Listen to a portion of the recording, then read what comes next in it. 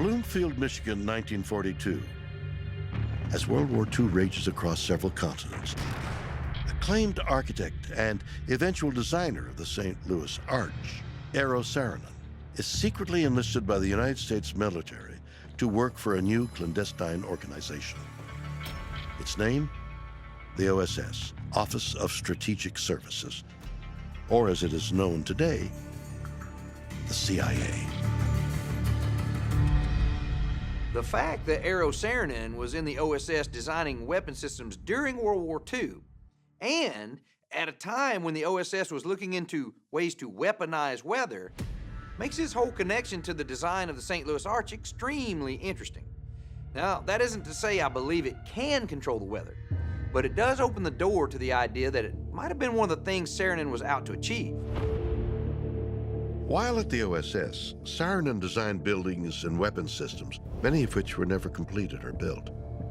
Is it possible he later used these secret plans to engineer the St. Louis Arch, creating something that can actually control or perhaps harness the weather? Controlling the weather is the ultimate superweapon. It's even more powerful than the atomic bomb. So if Eero Saarinen was involved in analyzing and studying the possibility of weather modification, and you put all those factors together, and I think you have a guy that basically conducted a big, giant weather modification experiment with the St. Louis Arch. Weather as a weapon? There are some who think the idea is not as preposterous as it seems, especially when considering that even today, many world governments are pouring millions of dollars into research designed to manipulate weather. I think weather modification has definitely been an ongoing endeavor of governments all over the world for decades. St. Louis Arch appears to be an experiment in weather modification. The HARP device appears to be an experiment in weather modification. Who knows what the Russians or the Chinese are doing? There's some sort of technology out there. There's been lots of work in the field of weather control, using silver iodide inside of thunderstorms to decrease the size of hail. That goes on in many parts of the world to alleviate that problem. They're always firing rockets into the atmosphere in China to manipulate the weather. But is this a good idea? You wonder if you could steer a tornado. What would it take? Even a nuclear weapon might just nudge it, if even that.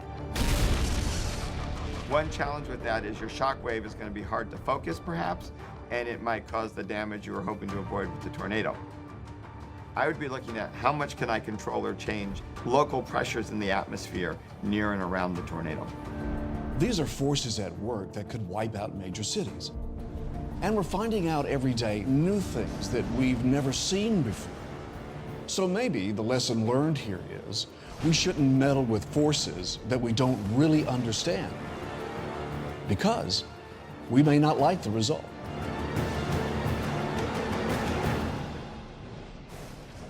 Weather. At its best, it can cleanse and renew, but at its most extreme, it can destroy everything in its path. No matter how much time and money we spend trying to control it and predict it, it remains as many things in our world among the unexplained.